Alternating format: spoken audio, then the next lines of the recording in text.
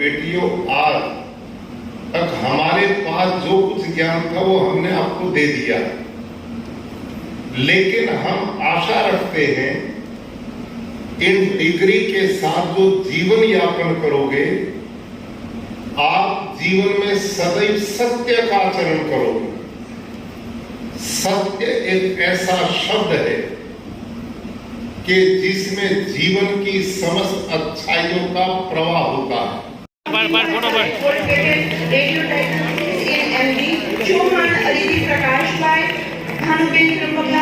Gold medal,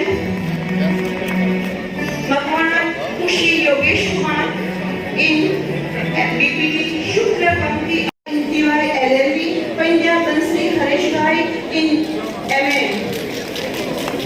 આ લોકો આડા બહુ આવે છે, આ ગાડી ખરાબ છે, પાછળથી મોકલવાનો ગયો સિસ્ટમ ફેરવી નાખો ને યાર। હે જીનાભાઈ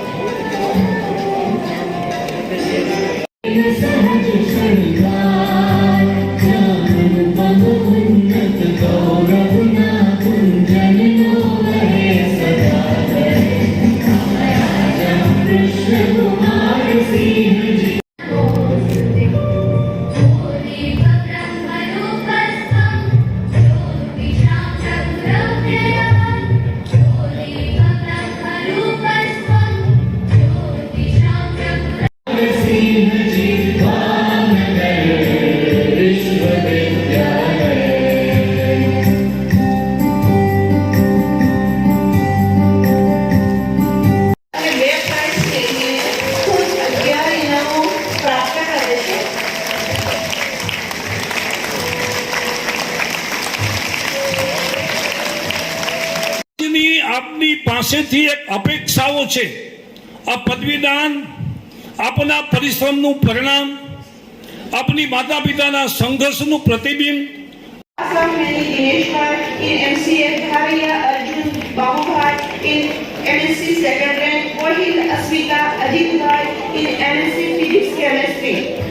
સચિવ શ્રી ભાવેશભાઈ, જે વિદ્યાર્થીઓના પદવીદાન સમારંભમાં આપણે ઉપસ્થિત છીએ।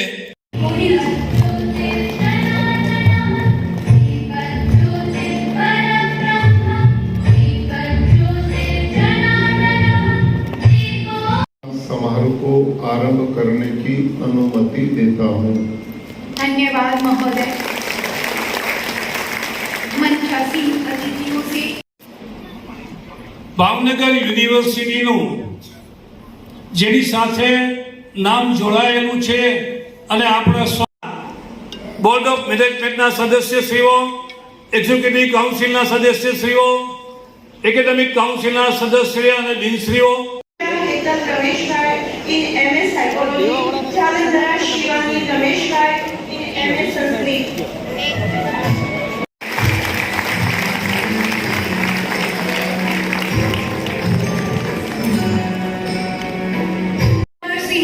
भावनगर विश्वविद्यालय के 10वें दीक्षांत समारोह के औपचारिक शुभारंभ हेतु माननीय सभी आपका हृदय से आभारी हैं। नमस्कार। આજના ગૌરવશાળી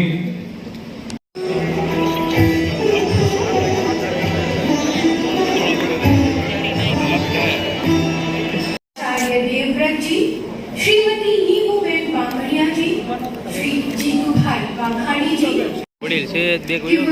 सभी अतिथियों का सादर स्वागत करें तथा आज के इस ऐतिहासिक नैन्सी महेश भाई इन MSc माइक्रोबायोलॉजी।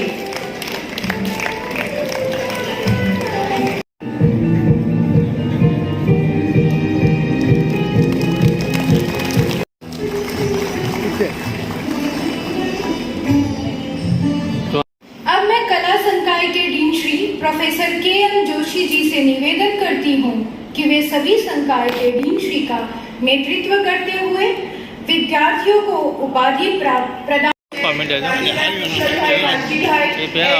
गोल्ड मेडल के आकर्षित सस्ती गोल्ड मेडल MSc बोरड के प्रवीण भाई मां Sarveshwari gold medal, MSc chemistry.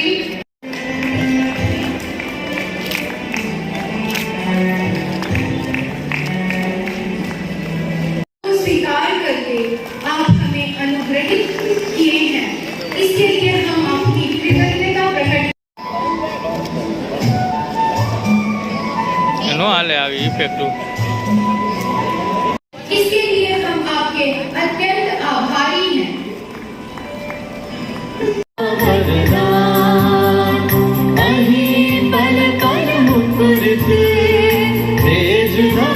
शुभ ज्ञान जानती निरतड़ो प्रज्वलित ज्ञान कृष्ण कुमार सिंह जी भाग गए विश्वविद्यालय महाराजा कृष्ण कुमार सिंह जी भाग गए विश्वविद्यालय महाराजा कृष्ण कुमार। महामहिम परम आदरणीय श्री आचार्य देवव्रतजी साहेब ભાવનગરના સાંસદ અને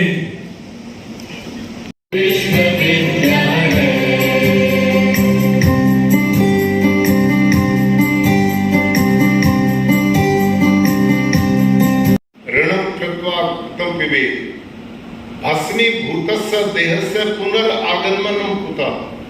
वो क्या बोलते थे?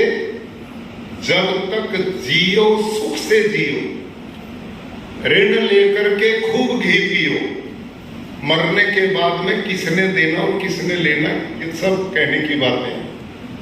ये उनका दर्शन था।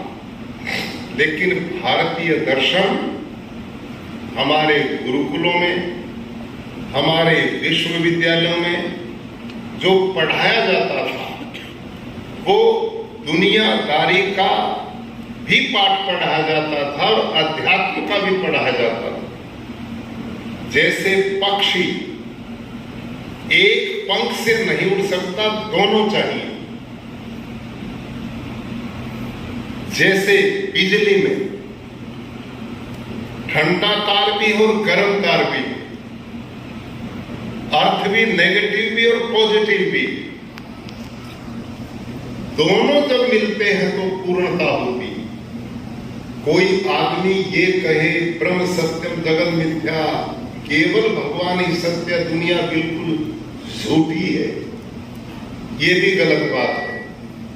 और कोई ये कहे दुनिया ही सब कुछ है, इसके बाद कुछ भी नहीं है, वो भी गलत है। हमारे यहाँ बिल्कुल संतुलन बना करके जीवन जीने की विद्याएं अपनी यूनिवर्सिटीज में दी जाती है। शरीर सत्य है। क्यों सत्य है? क्योंकि दिखाई देता। ये दुनिया सत्य है। क्यों सत्य? क्योंकि दिखाई देती।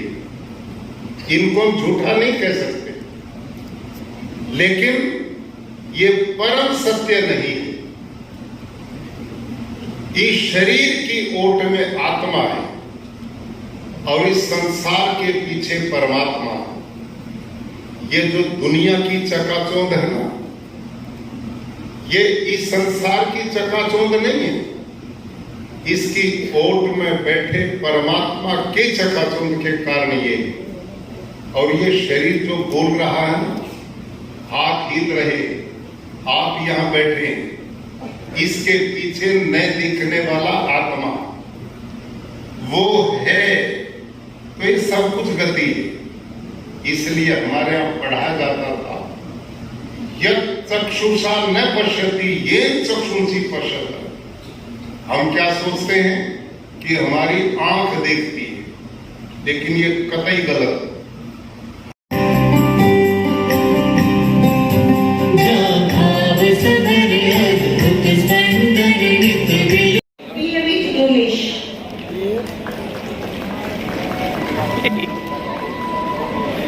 ये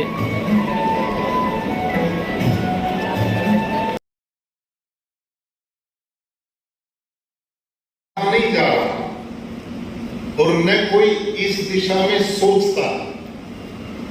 यूरोप के जिन देशों से हमारी मैकाले की शिक्षा आई है, उनमें इन सब बातों के लिए कोई जगह नहीं जो अब तक आपको बताई है।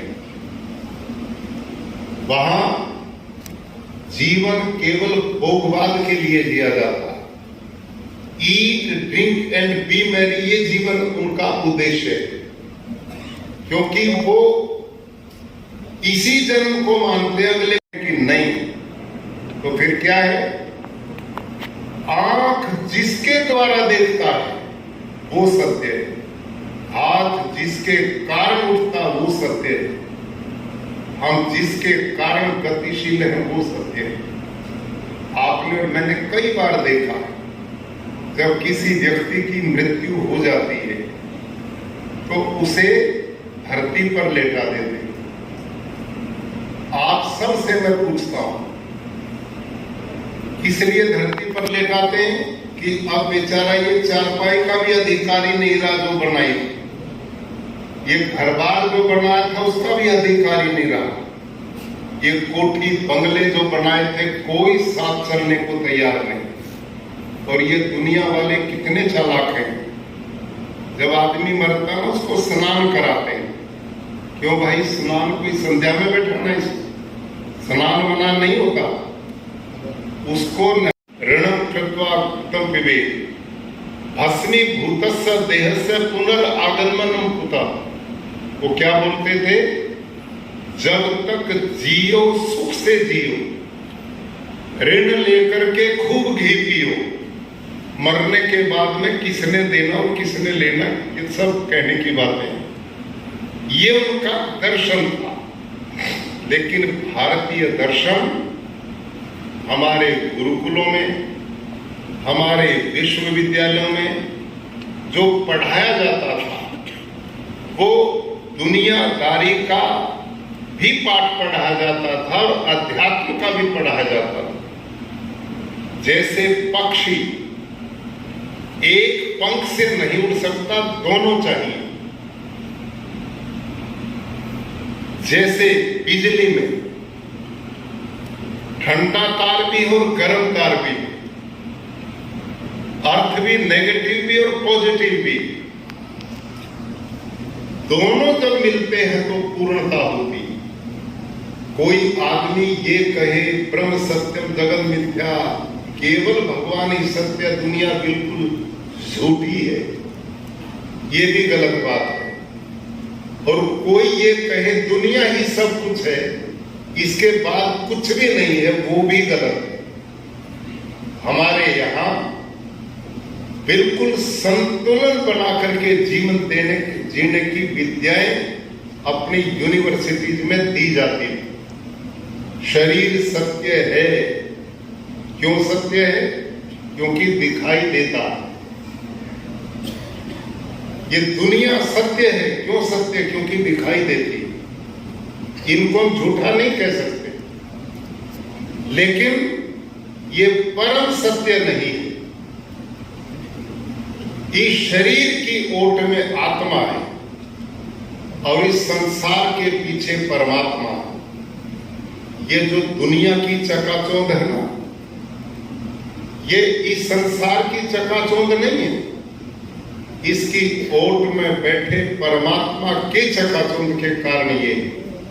और ये शरीर जो बोल रहा है ना, हाथ हिल रहे, आप यहां बैठे, इसके पीछे न दिखने वाला आत्मा वो है। तो ये सब कुछ गति है। इसलिए हमारे यहां पढ़ाया जाता था, यत् चक्षुषा न पश्यति येन चक्षुंसी पश्यति। हम क्या सोचते हैं कि हमारी आंख देखती है, लेकिन ये कतई गलत। नहीं, आप ઈચ્છવાનાથી વધારે વેચાણ કેન્દ્રો આ કુલી ખેતી માટેના અમે બનાવીશું, એનો પણ સંકલ્પ કરીએ છીએ। સંકલ્પમાં મોટી તાકાત છે। મહામેવ જેટલો સંકલ્પ કર્યો છે ગુરુકુળમાં, ત્યારે એ સંકલ્પ પરિપૂર્ણ થયો। એમણે કેવો સંકલ્પ કર્યો હશે કે પ્રાકૃતિક ખેતી એક ધાય ખબર નહોતી, એને એ કેન્દ્ર બિંદુમાં લઈ આવ્યા અને 8 લાખ ખેડૂતો આ प्राकृतिक सत्य का आचरण जीवन में करना। और दूसरी बात कहता था धर्मम च, धर्म का आचरण करना।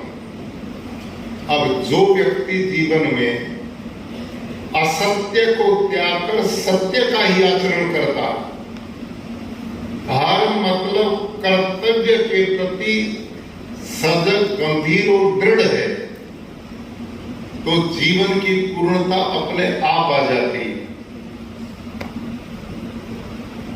तीसरा, जो पढ़ा है उसको बढ़ाते रहना, स्वाध्याय प्रमद, अपनी जो जो डिग्रियां प्राप्त की हैं उन विद्याओं में अपने आप को निष्णात बनाए रखना, तीसरा उपदेश गुरु ये देता। और चौथा कहता था, देखो मातृदेवो भव, पितृदेवो भव, आचार्य देवो भव। पढ़ लिख करके डिग्रियां प्राप्त कर ली, योग्य बन गए हो, धन भी कमाओगे, कमाना भी चाहिए, जीवन के हर क्षेत्र की सुविधा भी प्राप्त करोगे, करनी चाहिए, लेकिन अपने सुख के जीवन में कभी अपने माता पिता को ना भुला देना, अपने गुरुजनों के प्रति अनादर का भाव भूल करके भी ना करना। ये इस देश में दीक्षांत समारोह का उपदेश होता है, और वो उपदेश आपको डिग्रियां जब प्रदान की गई, मेरे द्वारा यहां से बुलवाया गया है। ये तैत्तिरीय उपनिषदों का बहुत ऐसा वाक्य है जो ऋषियों ने जीवन का दर्शन उनके द्वारा दिया था, और आज के बाद आप इस समाज में जाकर, चाहे आप परिवार में रहें, चाहे समाज में रहें, चाहे राष्ट्र के लिए काम करें, यह छोटा सा उपदेश इतना व्यापक दृष्टिकोण देकर के भेजता था कि यदि जीवन में इनको अपना लिया तो बाकी चीज की आवश्यकता है ही नहीं। आप लोग कई कई वर्षों तक यहाँ पर विद्या अध्ययन करते रहे, आपने अपने अपने सब्जेक्ट्स में पारंगत हासिल की है, और उसी के आधार पर आज आपको डिग्रियां दी। अब डिग्रियों का जो ज्ञान है वो बिल्कुल अलग है, और जीवन में जो व्यवहार का ज्ञान है वो बिल्कुल अलग है। आपने दोनों को जोड़ के चलना पड़ेगा। इस देश में, प्राचीन भारत में, विद्यार्थियों को इन दोनों विद्याओं को उपदेश दिया जाता था। कठोपनिषद में नचिकेता एक बालक है, यमाचार्य के द्वार पर वो गया था, लंबी बात न करते हुए उसको जिस जीवन दर्शन का उपदेश दिया गया था, उनको दो विद्याएं बताई गई। एक था प्रेमार्ग और दूसरा था श्रेयमार्ग। प्रेमार्ग दुनिया में जीवन जीने वाली शिक्षा और व्यवहार है, और श्रेयमार्ग आत्मा का विकास करते हुए ईश्वर की प्राप्ति करके इस जन्म के बंधनों से छुटकारा पाना।